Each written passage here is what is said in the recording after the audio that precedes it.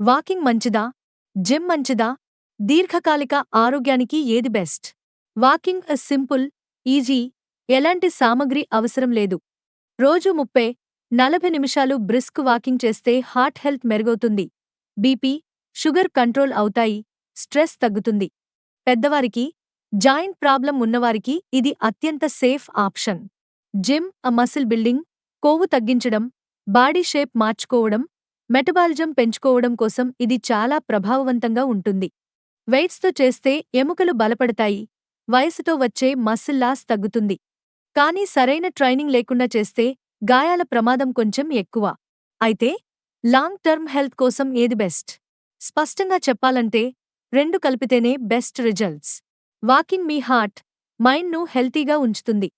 Gym మీ muscles, ఎముకలు, మెటబాలిజాన్ని స్ట్రాంగ్గా ఉంచుతుంది.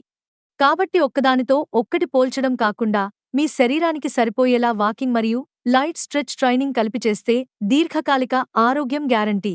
ఇలాంటి మరెన్నో ఆసక్తికరమైన సమాచారం కోసం మా ఛానల్ను సబ్స్క్రైబ్ చేసుకోండి.